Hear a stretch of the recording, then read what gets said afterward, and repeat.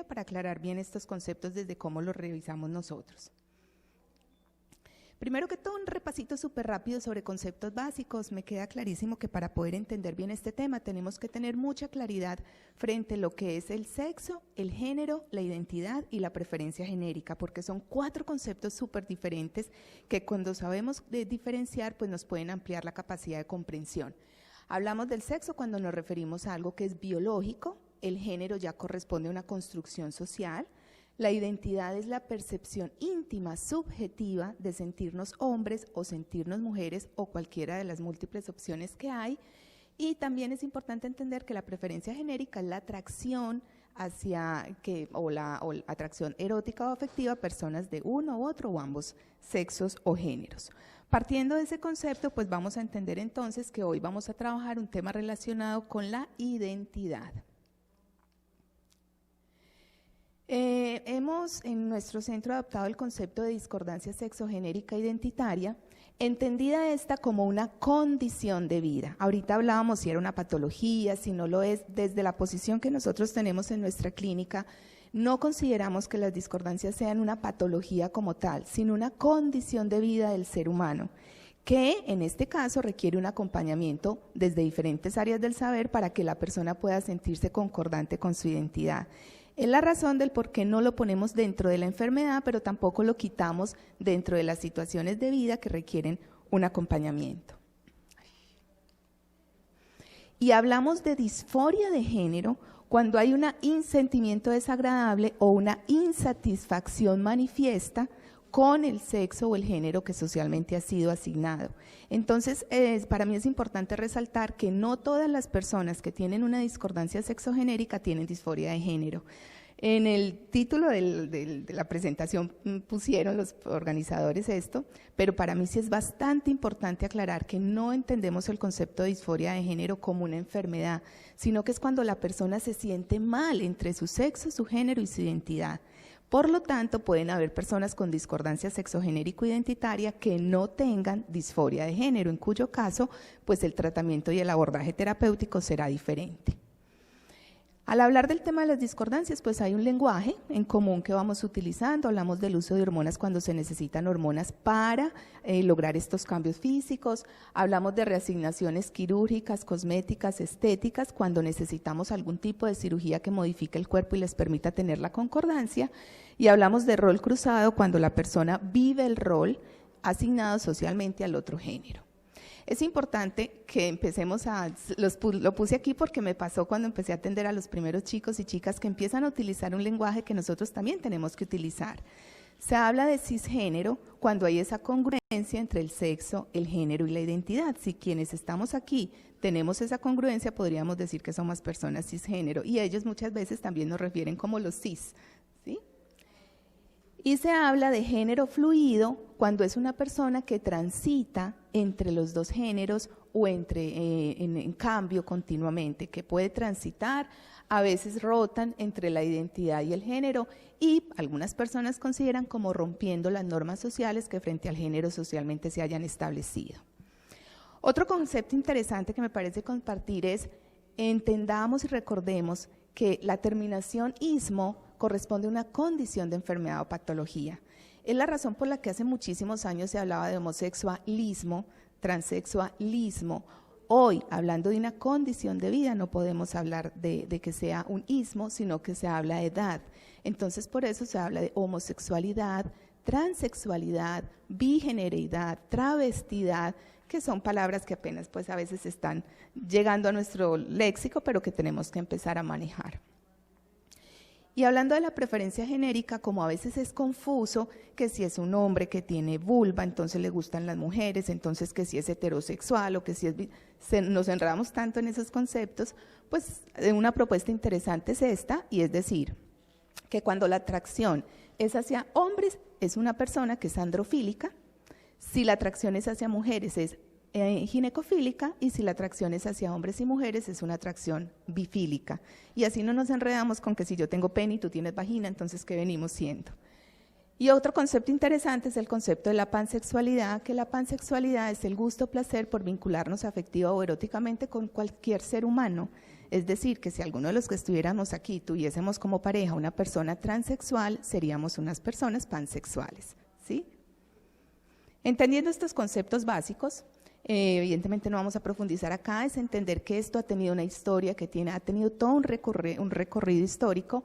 En 1830 se hace la primera referencia en la literatura frente al tema y a partir de entonces pues han venido surgiendo una serie de autores que van generando propuestas bastante interesantes frente a los diferentes conceptos relacionados con este tema. ¿Cuál es la etiología? Se han hecho miles, millones de investigaciones, muchas investigaciones, y yo estoy convencida que con este tema va a pasar lo mismo que pasó con el tema de las preferencias genéricas, que finalmente las terminamos sacando del DSM como si fueran enfermedades y patologías. En ese mismo orden de ideas, pues inicial en algún momento de la historia la neurobiología la trabajó como si fuera parte de los dimorfismos sexuales cerebrales, la psicología, la religión, múltiples ciencias han estudiado, y yo diría que desde la sexología una propuesta interesante sería tomarlas como una condición de vida, una esencia de vida que requiere de nuestros acompañamientos. En el estudio que presentaron Moreno y Esteva en España, pues al final concluyen que ni los estudios biológicos, genéticos, hormonales ni psicológicos nos han proporcionado una explicación clara de cuáles son las causas de las discordancias. Evidentemente hay que hacer diagnósticos diferenciales, es bastante importante, entonces hay que descartar variantes genéticas de la diferenciación sexual en cualquiera de sus presentaciones. También desde el punto de vista médico, pues tenemos que descartar hiperplasia suprarrenal congénita. En nuestro grupo, que les voy hablando un poquito de él, ya tenemos 86 chicos y chicas en acompañamiento terapéutico. 1 ha tenido hiperplasia suprarrenal congénita y 2 han tenido cromosomapatías. Entonces es muy importante hacer estos diagnósticos diferenciales y también desde el punto de vista psiquiátrico. Hay que descartar ciertas condiciones psiquiátricas. Lo mismo pasa con los conceptos sociales. Un concepto interesante es el de las niñas virago, que son mujeres que tienen aspecto, ademanes y actitudes que se consideran propios del otro género. Tengamos bastante claro que tener una ansiedad, tener depresión o incluso tener adicciones no contraindica el acompañamiento terapéutico de las personas con discordancias. Son características propias de la situación que están viviendo, pero una vez hagamos los diagnósticos diferenciales, no tenemos por qué negarles la atención. Ahora, dada la característica de irreversibilidad, sí es importante hacer un correcto diagnóstico diferencial. Algunas de las discordancias sexogenéricas, solo por mencionarlas y que tengamos claridad, porque me parece que a veces no es por hacer clasificaciones, no es por hacer señalamientos, pero sí tenemos que tener claro que el acompañamiento terapéutico es muy diferente en cada una de ellas. Entonces, la travestidad es cuando se emplea vestimenta, lenguaje, estilos de comportamientos, accesorios y manerismos que son socialmente asignados al otro género. Hay una plena coincidencia entre la sensación subjetiva de ser hombre y mujer, no es una persona que se siente mal con su cuerpo, simplemente que por un ratito al día y a veces con el uso de algunas hormonas, pero en general es solamente con el ánimo de buscar excitación o orgasmo o porque hay un placer gigante a la hora de transvestirse en utilizar este tipo de comportamientos cruzados, pero no lo hacen las 24 horas del día, es solamente un ratito al día y puede ser parcial, total, fetichista, otros tipos. Hay una gama grandísima. La genereidad son personas que no se identifican o conforman con un género como tal. Es la típica persona que uno puede ver en la calle y dice, ¿es un hombre o es una mujer? Como que no me queda claro qué género está representando. Incluso hoy en día se utiliza mucho el concepto de genereidad para los estilos de ropa que podemos utilizar. Los drag queen, un tipo de travestismo, también tienen un acompañamiento diferente, también pueden llegarnos, o lo podemos ver dentro de las discordancias, pero es poco frecuente que una persona consulte porque tiene una preferencia por esto, simplemente es una más de las posibilidades dentro de este continuo o condiciones de vida. La bigenereidad son personas que se caracterizan por representar los dos géneros. Hay un gusto, un placer por utilizar prendas y comportamientos asociados a los dos géneros, pues para la muestra Un Botón con Chita Wurst, que ganó un concurso, pues es una forma de representación de bigenereidad. La transgenereidad, que es diferente a la transexualidad y que son dos acompañamientos distintos desde el punto de vista quirúrgico, y esto es como lo más importante, se caracteriza porque el comportamiento o el rol cruzado es las 24 horas del día. Hay una sensación persistente de sentirme, como a veces se dice, en un cuerpo que no nos corresponde. Pero no me siento mal con los órganos sexuales que tengo, no tengo la necesidad de cambiar o modificar mis órganos sexuales. Y este es un concepto que hay que tener en cuenta porque a veces las personas llegan y ya yo soy una persona trans, ¿te vas a operar? No, entonces usted no es trans. Y generan mucha confusión entre la misma población o entre la atención que les damos. Entonces, muy importante tener en cuenta que la persona busca todos los cambios quirúrgicos, estéticos, hormonales, etcétera, pero no hay una necesidad de cambio en sus órganos sexuales. Y nosotros no nos podemos poner a meterle la idea de que si no quieren operarse en sus órganos sexuales, no son personas trans. Por ejemplo, socialmente hablando, supongamos que este no fuera el tema que estamos tratando aquí. Si ustedes ven aquí, ven una persona con una representación social de hombre o de mujer. De mujer, ¿sí? Que es una mujer que tiene pene. Ahora, ¿por qué me atrevo yo a decir que puede ser una persona transgénero y no transexual? Porque una persona transexual sufre con sus órganos sexuales, no les gusta, se sienten mal con ellos y no se tomarían esta foto. Entonces es evidente que ella puede tener aquí un gusto por sus órganos sexuales. ¿La representación social de un hombre o una mujer? Una mujer. Una mujer que tiene órganos sexuales masculinos, ¿sí? Entonces, que nos quede súper claro ese concepto. La gran diferencia entre ser transgénero y transexual es que ya la persona transexual sí busca reasignación de órganos sexuales, no es una persona feliz hasta que los órganos sexuales que tiene no sean modificados. Esas serían como las dos grandes diferencias. Existen unos criterios que el CIE-10 ha presentado y unos criterios que no voy a profundizar hoy, que el DSM ha presentado para el acompañamiento terapéutico tanto de niños como de personas adolescentes y adultas. Pero más allá pues no vamos a quitar su importancia, pero más allá de esto es entender que es una condición en la que tenemos el conocimiento para que podamos acompañar bien a este grupo poblacional. Esta es la epidemiología, interesante resaltar cómo ha venido cambiando a lo largo de los años. No estoy presentando datos estadísticos de Medellín, no, desafortunadamente todavía no tenemos los estudios, pero por la experiencia que tenemos en el grupo, yo podría decirles que en este momento la relación es una chica trans por cada 4 chicos trans. Los protocolos, pues tenemos unos protocolos de acompañamiento, no vale la pena no utilizarlos, sí nos pueden ayudar a hacer un buen acompañamiento, entendiendo que como cualquier protocolo debe ser flexible y además ha venido cambiando con el tiempo. A veces nos quedamos con protocolos anteriores y dejamos de darle la atención que los pacientes necesitan si no nos actualizamos. Yo no lo voy a profundizar porque va a haber un simposio súper interesante sobre el tema más adelante. Pero sí valdría la pena reconocer que hoy en día no es considerada una patología, que se trata más de lo que nosotros tenemos que hacer que de lo que ellos tienen que hacer para convencernos a nosotros, que ya no es solamente un tema de hormonas y cirugías, sino de una atención integral y que no es ético ofrecer una terapia reparativa porque no hay nada que haya que repararse. Cada vez las investigaciones son mayores, se está haciendo un enorme esfuerzo para que a nivel de salud podamos brindarles una atención integral y adicionalmente pues tener en cuenta que el objetivo es que puedan tener un acceso real a los servicios de salud.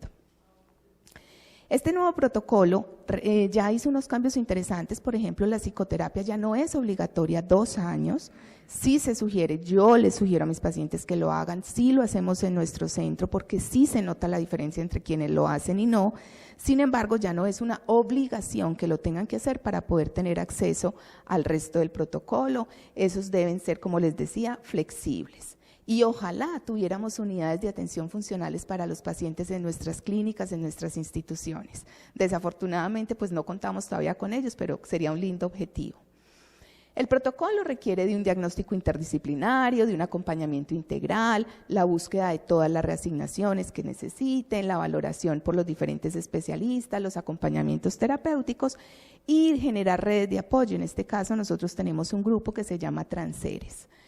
El tema de la experiencia de vida real está bastante cuestionado, yo no les exijo eso, les he de confesar, porque es que yo cuando los escucho y me dice, doctora, yo con esta barba, ¿cómo me voy a vestir de mujer 2 años para que ustedes me permitan empezar a tomar hormonas? Es decir, no necesariamente hay que exigirles una experiencia de vida real cuando su identidad no está siendo concordante con el cuerpo que tienen, más bien irlo haciendo paralelamente.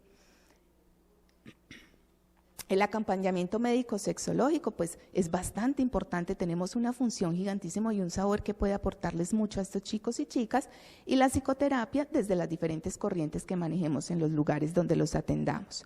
Como cualquier cosa en medicina, tenemos que hacer un examen físico completo y les tenemos que enviar todos los exámenes de laboratorio que requieran. Evidentemente, dependiendo de la edad, es bastante útil tener en cuenta esto porque es lo que nos va a determinar el inicio de la hormonoterapia en adolescentes. Evidentemente, vamos a poner a leer esto, simplemente sepamos que son chicos y chicas que requieren de un estudio bastante profundo por las implicaciones a nivel hormonal y médico que van a tener con los cambios de hormonoterapia, sea para las mujeres trans o para los hombres trans. El diagnóstico ginecológico y urológico va a depender de las necesidades que cada uno vaya teniendo. Evidentemente es fundamental tener el equipo de trabajo, un buen urólogo, como mi urólogo de cabecera que es el doctor Alejandro Carvajal, y una muy buena ginecóloga que ojalá contara con la doctora Santos yo allá en Medellín para poder hablar de esto. El diagnóstico psiquiátrico, fundamental, ojalá con un psiquiatra humanista que vea al ser humano y no la enfermedad que le llega al consultorio para poder hacer los acompañamientos reales que se necesitan.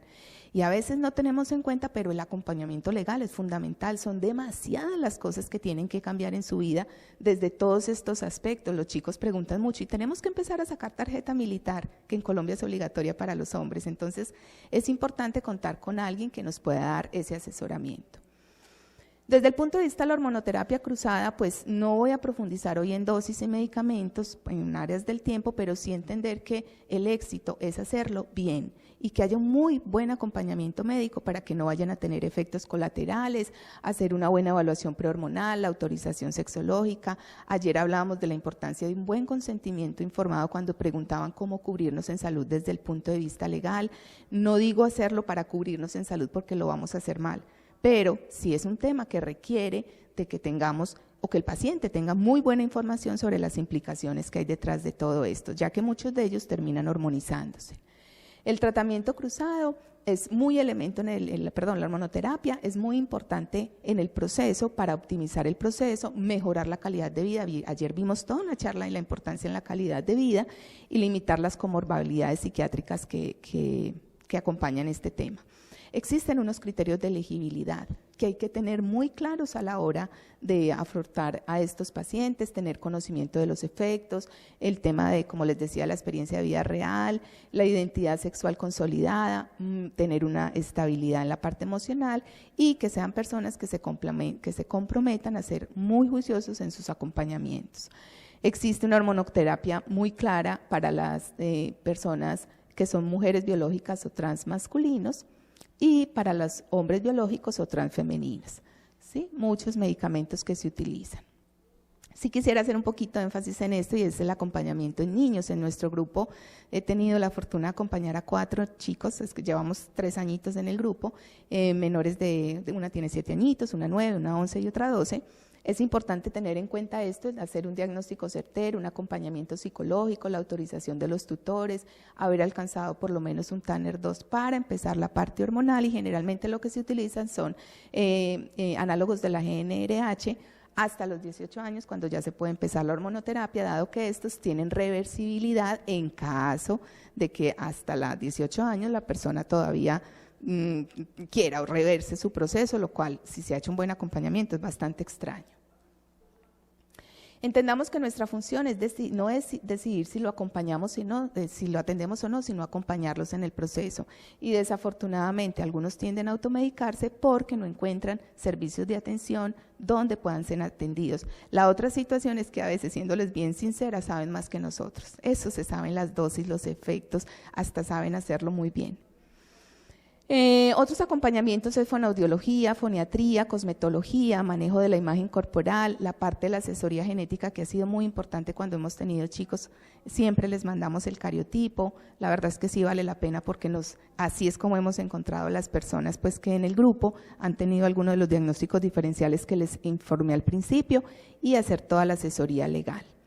Las transfemeninas buscan feminización de rostro, cricotiroidectomía, cirugía de cuerdas vocales, mamoplasia, lipoescultura, depilación láser, maquillaje permanente, terapias del habla y del lenguaje, y las masculinos, la mastectomía, la histerectomía y la redistribución de la grasa. Digamos que son como otras cirugías que se buscan. Desde el punto de vista de los estándares ya para la cirugía de las personas transexuales, también ha cambiado bastante, ha cambiado en cuanto al tiempo. Antes se les exigía un tiempo para poderse hacer las orquidectomías, las mamoplastias, ya es algo que se ha cambiado con el paso del tiempo porque ellos nos han enseñado mucho. Las reasignaciones quirúrgicas, pues cuando se habla ya de las ginecoplastias, también se tienen que cumplir unos criterios que en la medida en que se haya hecho el acompañamiento podemos certificar en nuestros pacientes. Se habla de que a partir de los 2 años de tratamiento estrogénico se puede pensar ya en un aumento de mamas porque se supone que en este momento es cuando ya se ha alcanzado objetivamente la mayor acción a nivel hormonal. Sin embargo, algunas lo hacen un poco antes, sobre todo en Medellín, que es la ciudad de la cirugía estética, entonces algunas lo hacen antes. Y ya en cuanto a las cirugías de reasignación de órganos sexuales, entender que las chicas trans deben suspender 2 a 3 semanas antes el tratamiento hormonal por el riesgo que hay a nivel de trombosis venosa. Las cirugías de reasignación de hombre a mujer son bastante funcionales, no tanto las de mujer a hombre, pero son bastante funcionales y cuando son bien hechas quedan bastante bonitas. Aquí hay un rápido ejemplo de algunas trans famosas a lo largo de la historia y algunas un poco más modernas, pero es un tema que cada vez viene siendo más frecuente en nuestro universo. Y en cuanto a la reasignación de mujer a hombre, pues las histerectomías y las anexectomías se deben hacer mínimo, pues 2 a 3 años después de iniciar la terapia de reemplazo hormonal por el riesgo que podrían ya tener de neoplasias ováricas. Y la cirugía mamaria una vez iniciada la hormonoterapia o habiendo tenido la experiencia de vida real. Hay muchas técnicas para hacerlo, no voy a profundizar en ellas, pero sí es un hecho que no es todavía tan funcional y ojalá se hicieran más investigaciones al respecto para poderles ofrecer a estos chicos unas alternativas quirúrgicas mejores. En los niños, tengamos en cuenta que no se hace diagnóstico de discordancia sexogenérica, aquí están Luciana y Mariana, 2 de las chicas del grupo. Se diagnostica trastorno de la identidad infantil, yo lo pongo interrogado porque pues con lo que hablábamos desde el principio de si es trastorno o no, cómo manejar ese tema, pero sí debemos hacer un acompañamiento integral. Nuestra función es acompañar, constatar la identidad, ubicar en cuanto a la funcionalidad. Ayer también en el curso hablábamos de la gran importancia que tiene generar unas expectativas reales en nuestros pacientes, porque cuando son irreales pueden ser muy frustrantes y ahí es cuando se tienen las decepciones. Miren que generalmente cuando se hace un buen acompañamiento las tasas de éxito pueden ser hasta el 90%, 95% y las tasas de fracaso o arrepentimiento hasta de un 3%, generalmente cuando no se ha hecho un buen acompañamiento terapéutico. Existen unos factores que predicen buen pronóstico y mal pronóstico: la edad, el diagnóstico certero, el funcionamiento social, la estabilidad psicológica y el apoyo social familiar, y diría de nosotros como especialistas es fundamental para que sea un excelente tratamiento. Pero cuando hay ausencia de familia, inestabilidad personal, trastornos de personalidad o psicóticos, complicaciones, rupturas con sus parejas o incluso pérdida del trabajo, esto puede generar un arrepentimiento frente al tema. Y en este ratito que me queda quiero presentarles rápidamente a Transeres. Es un tema que me apasiona. Transeres es el grupo de apoyo que conformamos en nuestro centro desde agosto del 2013 para el tratamiento y el acompañamiento de las personas con discordancias. El objetivo era crear un espacio de palabra donde estas personas que consulten puedan recibir desde un espacio académico, científico y humano que no tiene fines políticos, activistas ni religiosos, y no digo porque quienes lo hagan estén mal, ese no es el objetivo de nuestro grupo, asesorar a los pacientes y brindar este espacio de convivencia. Esto nos ha permitido ir creciendo con el paso del proyecto. Este fue Transeres, la primera reunión que tuvimos en agosto del 2013. Aquí fue cuando creamos nuestro nombre, que inicialmente se llamó Transer, pero después descubrí que era una empresa de transporte público de la ciudad. Entonces nos pusimos Transeres, que entre otras cosas me parece más lindo, y ellos mismos crearon el logotipo. Hacemos todo el tema de integración familiar. Aquí tenemos 2 papás o 2 familias transeres con sus hijos, ellos fueron papás fundadores, por así decirlo, y en diciembre siempre les hacemos una reunión de integración. Para mí es súper importante fortalecer sus relaciones de pareja. En el grupo hay varios de los chicos y chicas que tienen su pareja, tienen sus hijos, entonces es como lo defino yo, un grupo de amor donde evidentemente o llegan ya con su pareja o en el mismo grupo se han conformado. Soy muy cuidadosa de a quienes invito a las reuniones porque no quiero que se me convierta en un grupo de ir a ver gente rara, sino realmente de que se cumpla el objetivo. Tenemos reuniones académicas con los padres, las madres de familia, las amistades, las parejas, algunas reuniones son abiertas, otras reuniones son cerradas. Estamos haciendo una producción intelectual del grupo, cada que se hace una reunión se hace algo, un cuestionario, una actividad vivencial que nos permita ir reuniendo información para, cuando tengamos tiempo, escribir algún día un libro con todas estas experiencias. Las reuniones de integración también permiten que ellos mismos puedan desarrollar sus habilidades lúdicas, hay cantantes, artistas, bueno, tienen un montonal de habilidades súper lindas que en las reuniones nos comparten. Y bueno, mostrarles cómo hemos ido creciendo. Esta fue la reunión que tuvimos en el 2013, ya en el 2014 habíamos crecido un poquitito más, en el 2015 pues nos hemos venido fortaleciendo. Y ya a 2016 pues cada vez somos más, diciendo que hoy a 2017 somos 86 integrantes del grupo con sus familias, sus parejas, sus hijos, etcétera. Es un grupo donde se quieren mucho, se cuidan mucho entre ellos, las recomendaciones que hacemos a través del grupo de WhatsApp que tenemos son muy lindas, muy certeras, son muy cuidadosas en hacer énfasis de no autohormonizarse para hacer bien los procesos y definitivamente Transeres es un grupo que me ha enseñado muchísimo. Nuestro equipo interdisciplinario está conformado por, pues, pido disculpas por encabezarlo, pero digamos que soy la persona que lo fundó, lo manejo. Tengo, gracias a Dios, un equipo hermoso de acompañamiento donde tenemos psiquiatra, urología, neurología, neuropsicología, ginecología, cirugía plástica, fonoaudiología, otorrinolaringología, las cirugías. Hemos generado unas alianzas muy lindas a nivel nacional e internacional con instituciones que nos apoyan.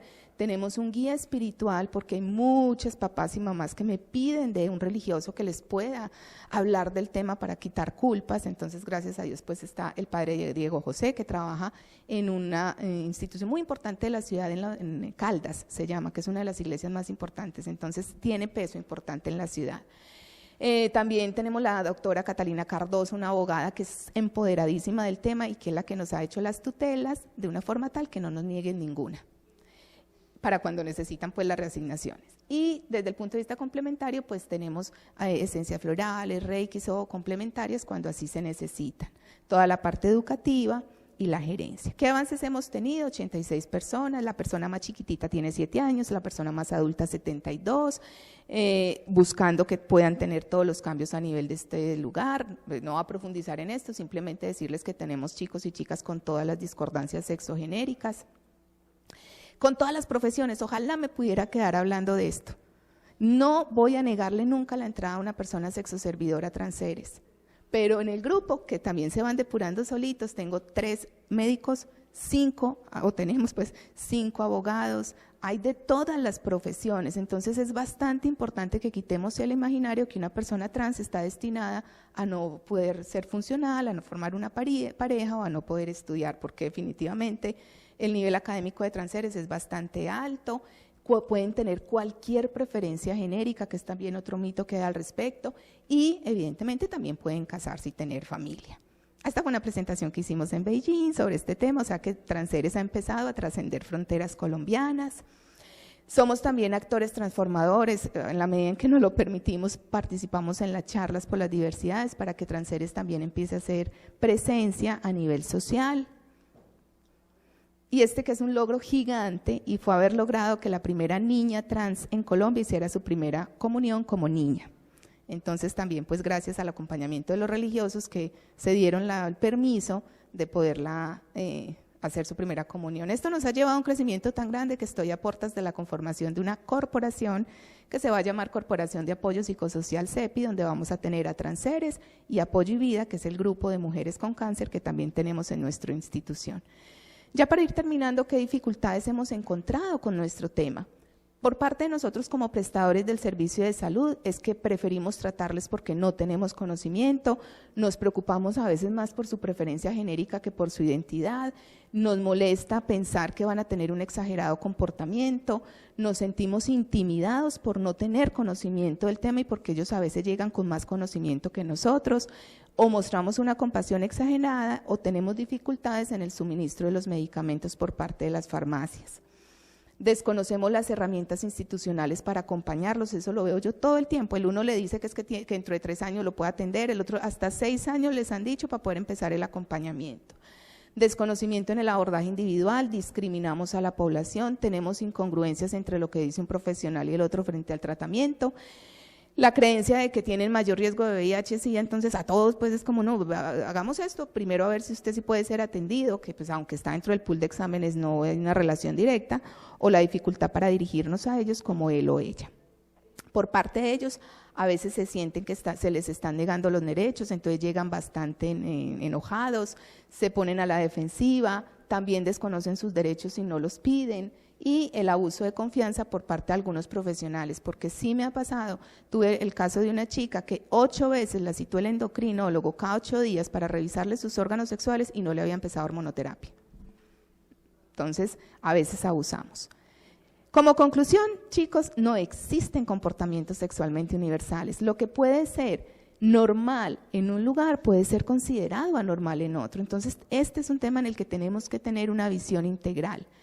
Nuestras actitudes de aceptación y rechazo van a cambiar con el tiempo, con la cultura, con los sucesos históricos y sociales. Entonces tenemos que estar de acuerdo a esos cambios, no podemos quedarnos pensando en lo que se hacía hace 20 o 30 años con este tema y no conocer lo que se hace en la actualidad.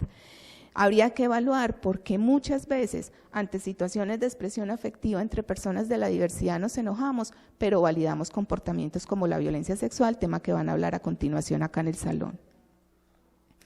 Salen un montonal de material educativo para educar a la población, para educar a los niños, para educar a la gente, y las mismas instituciones gubernamentales los hacen sacar del mercado, que porque eso es malo, que eso es inadecuado. Entonces, también esa es una dificultad con la que a veces nos encontramos. Las personas debemos adoptar una actitud objetiva, respetuosa, esta es nuestra misión científica, que no imponga nuestro esquema de valores, sino que permita el respeto hacia las demás personas. Y si es un tema que no trabajo, que no me gusta, que no conozco, hagámoslo también muy empáticamente y remitamos ante un profesional que sí pueda hacer el abordaje integral. Debemos pronunciarnos a favor de nuestros valores universales.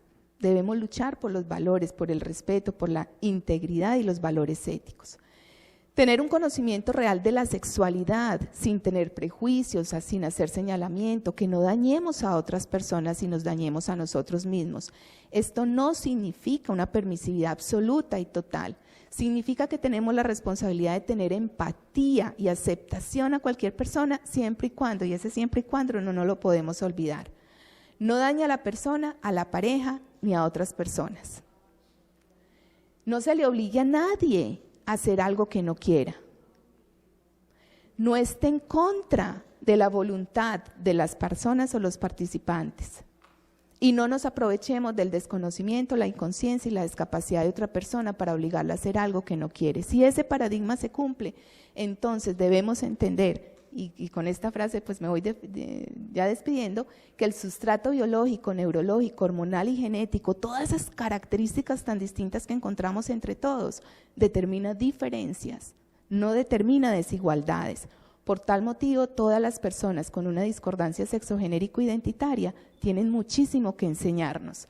Escucharlas y respetarlas es la mejor forma de trascender al conocimiento. Muchísimas gracias.